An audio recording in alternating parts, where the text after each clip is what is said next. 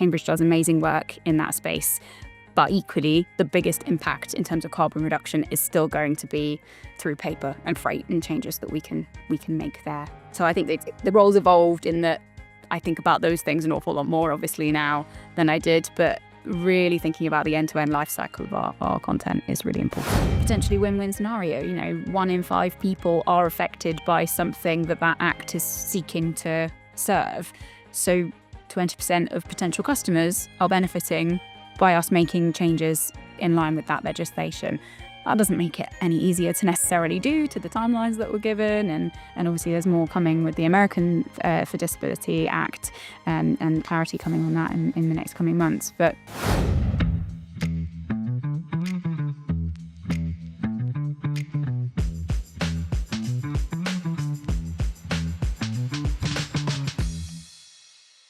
Hi everyone, and welcome back to the Publisherspeak Podcast.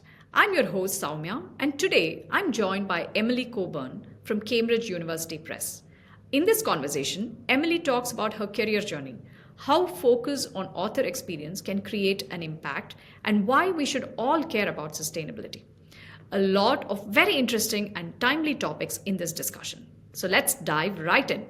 Hey, Emily, it's wonderful to have you here on the Publisherspeak Podcast. I know you're really busy, but thank you so much for taking the time to speak with us today. no problem, Sowmya. It's lovely to speak with you and share some insights from my time in publishing. Superb. So one of the first things that I like to ask all of my guests is, how did you get into the world of publishing? I mean, is that something when you were at college, you said, oh, this is what I want to do. I want to get into publishing. Or did it happen by accident? What's your story, Emily?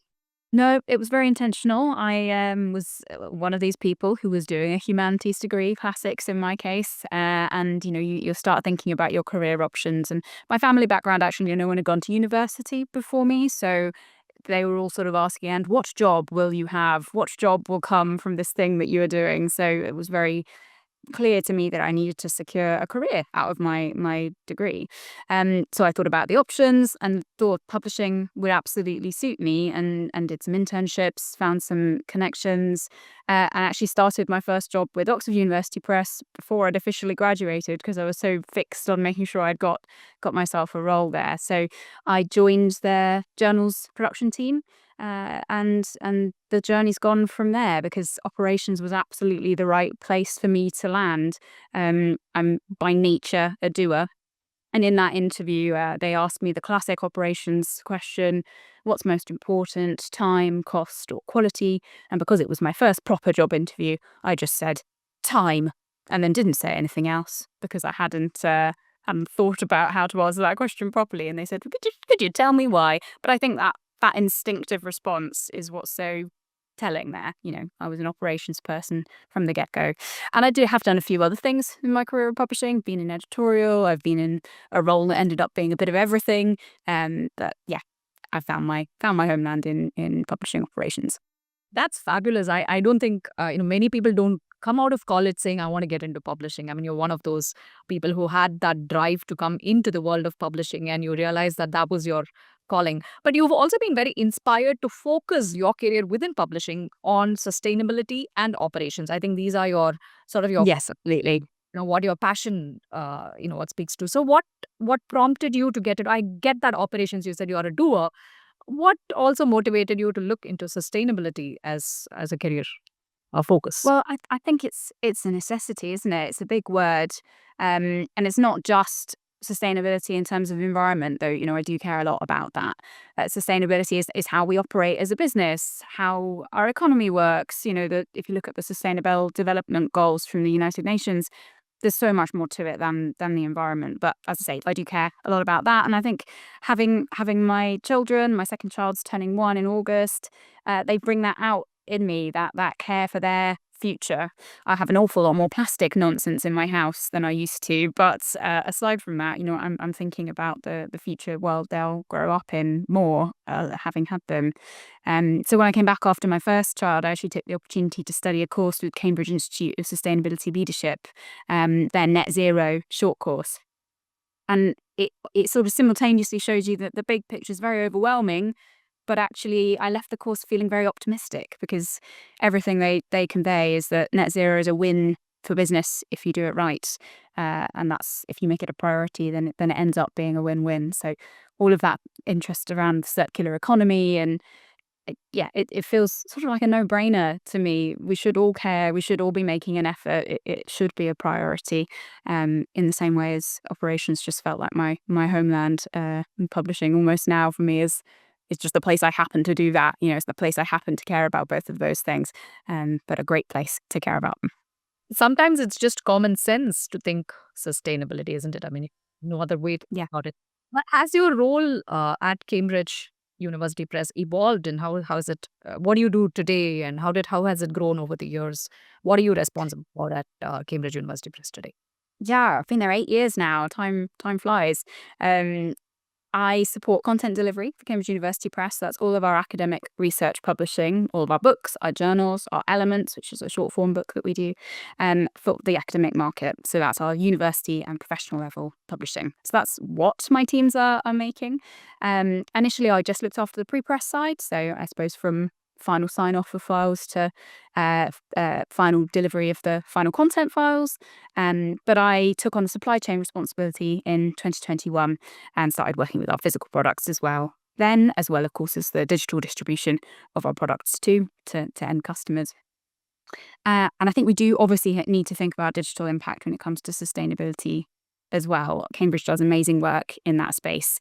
But equally, the biggest impact in terms of carbon reduction is still going to be through paper and freight and changes that we can make there. So I think the role's evolved in that I think about those things an awful lot more, obviously, now than I did. But really thinking about the end-to-end life cycle of our content is really important. Well, absolutely. And with your focus on being a very operations-driven person, but also being governed by the values of sustainability and the longer term future, how do you kind of so one is more practical, right? You do need to do, like you said, save time, save money, and make sure that there is high quality. But how do you also bring in this value of sustainability, transparency, the impact that we make on the environment? You almost have to mesh short-term deliverables and long-term values in here. Has it been easier for you that you also have control over the operational aspect of the business? How have you been able to marry these two things? Well, like I said, I think that course, and if you really think about it properly, you're going to have a win-win situation when you're aiming to do the right thing for the planet, or at least you can find ways to make that the case. So a major change we're seeing in our book publishing particularly is a shift towards increasing our print on demand. And I spoke about this at London Book Fair in 2024. Academic Cambridge University Press is trying to reduce its carbon emissions in Scope 3 by a third by the end of 2027. And we're really achieving that by moving many more of our books to printing on demand as opposed to conventionally printing, storing that in a warehouse, shipping it to lots of different places. We have so much more flexibility and can reach our customers more quickly. And of course, we do save costs because we're not spending on that warehousing and distribution in the same way. We're not there yet. We've not absolutely nailed every part of that process and got it exactly how we want it to be. But we're seeing the impact improve for our carbon impact and our costs and how we work. But to your point about the end-to-end life cycle, there are obviously changes we can make to the content and the way we put that together to facilitate that. So if you know that you're really going to try and aim for print on demand for a high proportion of your publishing, then there are certain specifications and things that are just less easy to support in that printing methodology. That doesn't mean you can't make a beautiful book. You're just making a different beautiful book. So really planning ahead, or if it's about the quality of the images in a different printing methodology, you can make sure you've prepared those images appropriately with your pre-press suppliers so that they're going to appear correctly in print and that won't have an impact on the digital output as well. So I think that end-to-end thinking is really critical to driving success in thinking about sustainability and how you work. Yeah, and it's also about driving all of these small changes end to end, like what you're talking about, right? It is looking at the bigger picture, but also being focused on bringing about some of these changes, which might look like operationally you are changing from how you used to work. But from what I'm hearing from you is in the long run, you actually derive operational benefits as well. So you've said that your costs went down. I mean, that's phenomenal to hear. And there's always that advantage of stepping back, looking at your operations with a different lens, then trying to drive changes through that as well. Like I said before, it's a necessity. It's not like where we're operating in the United Kingdom, we have those net zero goals for 2050, I think. Cambridge, we've decided to aim for 2048 for net zero. That's for scopes 1 and 2 rather than 3, which, just to get into the jargon for a moment, is the impacts. 1 and 2 are the impacts you have yourself as an organization. Scope 3 being the ones that are through the people you work with, sort of one step removed. But those goals are really important. They're not just targets for no reason. We need to make these changes to try and reduce the change on our climate and the impacts there. So if you take that as a given and then try and find a way that you can work that also provides you with other benefits, that's what I mean by that kind of win-win situation. You need to do that. So how can you operate now to try and achieve that goal later? No, absolutely. I think that's a very valid point. Now, Cambridge also has a very strong focus on listening to your authors. I think this is something that you pride yourselves on. Absolutely. Your view, and this is one of the topics that came up as well in the Publisherspeak UK this year. What do you think authors are looking for from the publishers? And do you think publishers are meeting those sorts of author demands or have a good understanding of what the authors require? What is your take on author experience? And what do they look for from publishers? I think, the thing is, it can still really vary across disciplines. And Cambridge is a fantastic publisher in that we have such a breadth of what we publish. We do publish STM content. We publish a huge amount of humanities and social sciences content. And of course, the author expectations and preferences vary across those disciplines, whereas perhaps publishers who have got a more targeted focus can therefore target their approach more. Whereas we want to try and offer a high level of service to a variety of authors, customers. So we do that by making sure we're listening and we're talking to them and we're hearing the feedback. We do surveys on publication to make sure we're giving people an opportunity to come back. I'm sure that's pretty standard industry practice, but obviously we're going through all of that feedback and listening as we go as well while we're working with those authors at all stages of the process. And the things I think that stand out thematically, whatever background the author comes from, is that they'd like clarity. So whether that's what the deadline is, when they're expecting to publish, what we need them to do, making sure instructions are straightforward, that the tools we're working with are appropriate for them and their content. Of course, they also want quality. And at Cambridge, we've got very high standards for that. We really want to work to uphold those. Something I really pride my team on is we have a team of internal quality experts who are ensuring all of our style guides are correct, all of our practices for copy editing and indexing and proofing meet expectations. And they're previous copy editors themselves in general. That's the background they come from. So wherever challenges do arise, we also have that dedicated expert team to help us resolve issues that do come up. We've also put a lot of effort recently into setting ourselves up to meet the requirements for the European Accessibility Act. And there's another potentially win-win scenario. 1 in 5 people are affected by something that act is seeking to serve. So 20% of potential customers are benefiting by us making changes in line with that legislation. That doesn't make it any easier to necessarily do to the timelines that were given. And obviously there's more coming with the American for Disability Act and clarity coming on that in the next coming months. But it's a lot of effort, but for absolutely the right reasons. And I think that's another place where I appreciate sustainability more broadly, as we've said. Absolutely. So one of the things that we hear about within the publishing organizations is that sometimes we are very slow to change in this industry, right? So it's more legacy, more traditional. But then there's a lot of these emerging trends that keep coming in. And now I think as not just within the industry as a world, every industry is forced to adapt and change and make changes faster and things like that. Are there any things that you're doing and heading operations at Cambridge University Press? Are there anything that you're doing to kind of prepare the organization to adapt to these sorts of trends and generally the way as an industry we adapt to changes?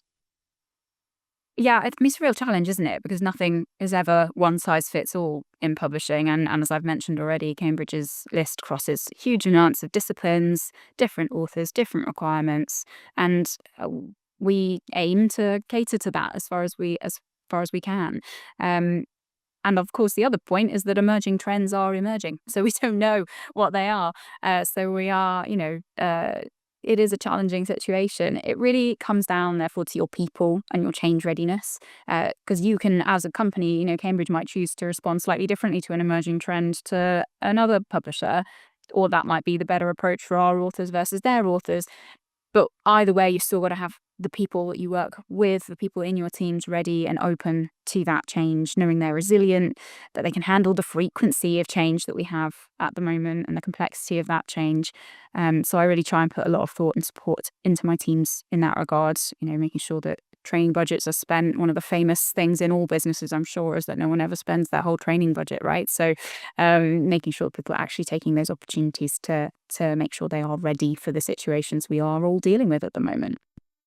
So that's actually a very interesting point that you make there. Getting the people ready through via training, more structured training programs and things like that is one way probably to make sure that your team is able to adapt to the change that is coming, and that resistance is not there. So I think that's a very valuable takeaway for me as well.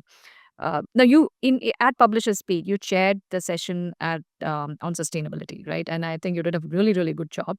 But for our listeners, I do want you to talk a little bit more in detail about what you have done at Cambridge University Press, or what are some of the guidelines or advice, so to speak, that you can give to other publishers who also have similar sustainability goals. And that's it. I mean, like I said, I hope we all have those goals. I'm really pleased that we're making it such a priority at Cambridge, but this is a necessity for all of us to deal with. It's called a climate crisis for a reason. And as a country, we're aiming for net zero in 2050.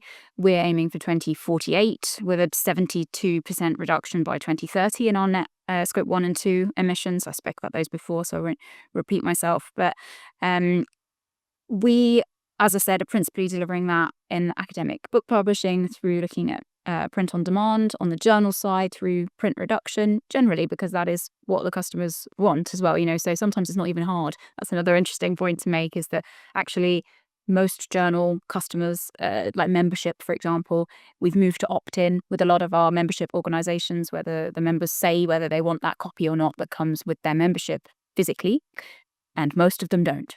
And if they do, of course, that's fantastic, and we're happy to print and provide that for them. But the majority of people have not opted in those situations. So finding those places where it's not even necessarily hard to do the right thing, it's just getting around to doing it. That's a great example that you're pointing out there, where it's really not that hard to implement something like that. It's simply a matter of asking whether you really want a printed journal volume or not. Yeah, so go ahead. I think the point here that I was trying to capture here is that it need not be hard to get started. No. Exactly, but it is time consuming, and you do need to put the effort and the focus in. But yeah, you will also find things that are not hard as you go along. I think thinking about how it can all fit together and be the right fit for you as an organization. The answer for some people will not be the same as it is for us. Thinking about, say, children's publishing, you're not going to print. My children are still under the age of 4, so I'm sure people will be familiar with, That's Not My Fox, Unicorn, whatever. They're books that you have touchy-feely elements. You can't print on demand a shiny unicorn horn or whatever. There are areas of publishing where this is not going to be a viable option, and they'll have different strategies. But in academic, in research publishing, we know that the books can suit a lot of digital printing methodologies, and then by slight simplifications to content or slight adjustments to which specifications you choose, you really can make a radical difference. And even if that's not what you're doing, just challenge yourself on those print runs. Do you need to print as many as you have been, or should you be doing shorter and more frequent? Is that a better way to control, make sure you're not doing a lot of wastage down the line? Because again, that's got a better improvement for your profitability and for your life cycle, just for your conscience as well. I hate seeing books thrown away. It drives me mad when we have to do that. So it's I think that focus on where you can find the pieces that work for you and doing the things that are better for you first, so you can do the harder things last, because there will be things with meeting these targets that are more difficult, and you can do the things that are win-win first. That's a really good point. As a person who while you were in your finishing up your university, you knew that you wanted to get into publishing. What is the advice you have for early career professionals who also want to choose publishing as a career? How would you say motivate them to come into this industry, or what would you say to them to say, okay, you know what, this is probably what you should know about this particular industry? What are your words of advice? Well, I'm sure you agree, Sowmya. It's a lovely place to work, isn't it? Publishing is an industry which is so inviting and welcoming and has such good values. I think it's an industry where I've found people are just so engaged, and particularly in the research and academic publishing part that I've spent the majority of my career in, people really care about advancing scholarship, and I really care about that. So I'm working with people who really care. And yes, I'm working in a university press. We are not for profits, and I've worked at Oxford as well. So there's been two examples of that. But I worked for Wiley for a while also. I felt the same. So whether you're in, even I would imagine the most commercial of commercial academic publishers, there are still people who really care about what it is that they are publishing and how they do it. And I've seen that in every place I've worked in and everyone I've met across the industry. So it's just a lovely place. Come join us. How to get in? I think really just showing that. Okay, first tip: when you're going into your interview and they say, "Why did you want to work in publishing?" Don't just say you like books. That's I'm sure that's lovely. But when we bring that up at the end, but that's not the first answer to that question. Really have thought about the company that you're trying to choose to work for in that instance, and tailor your approach there. And I had the advantage of being able to get some internships and make some connections. I hope that helped me get into the kind of yes, we'll interview her pile. But don't assume that you can't get into publishing if you can't do that. Do lean on your university career services or wherever you are in your career to try and get those opportunities. But if you can't get them, you should still be able to work in publishing. I always push my team to make sure we're not only taking people who have got their name in a place that's something connected with publishing. They're very transferable skills: attention to detail, caring about quality, caring about scholarship, organization. Particularly if you're in the operations side, these aren't skills that are prohibitive if you've not worked in or don't have those contacts in publishing. And of course, we want to make sure we're attracting a diverse range of people into our industry, because we don't just want more of the same all the time. I hope all those early career folks who want to get into publishing are listening to this particular podcast, because those are some wonderful words of wisdom and advice. As I'm coming to the end of our podcast, there is one question that I do want to ask you. What do you look forward to as the future of publishing? Because there's, a lot of concerns, optimism, but worries about, what's happening, what's going to happen with AI and with content. Do authors even need publishers? But what is the value publishers are bringing to the table, and so on and so forth? I'm sure you've been part of such debates and discussions yourself as well. What do you look forward to as the future of publishing? What are you most excited about, and what are you most, say, probably worried about a little bit? I think in the age of AI, as it's being called now, trusted content will matter more than ever. So knowing that what we're publishing has been peer reviewed, that's been done robustly, that if AI is being used, it's being used for good of that content or for that process. Not make we risk as much by not engaging as by engaging too much. We need to consider both. But I think that fact, the trust in the content, the trust in the research, or whatever type of content it may be, will continue to be increasingly important. So I don't have fear for the future of publishing, because that will always be the case. We're really committed at Cambridge to supporting excellence in research and learning through our content and our products, and making sure our customers have things they can trust, that have impact in the world. That mission really drives us, and I don't think that the changes we are going to see, and I'm excited to see what they are. I don't think the fact that, say, people will be reading that research through a search they did in an AI engine versus having come to it a different way means that research is any less valid. So making sure that our content continues to be the quality that it is what will keep us secure for the future. That's what all academic research is about, isn't it? That's really something positive to look forward to. I think in the age of AI, when content is going to be much more easily generatable, the trust factor that publishers bring to the table are going to be valued a lot more. I think that's a very important and an exciting thing to look forward to, as well as who work within this industry. Thank you so much, Emily, for joining us on the No Publishers. problem. And thanks a lot for a lot of the things that you shared with us very freely and candidly. I really appreciate it. But it was lovely chatting up with you, and I hope you enjoyed this conversation as much as I did having this. Thank you. Yes, I did. Yeah. Thanks a lot, Emily. Bye-bye. Bye, Sowmya. Bye. That's it for today's episode. A big thank you to Emily for joining us and sharing her experience and optimism for the future of publishing.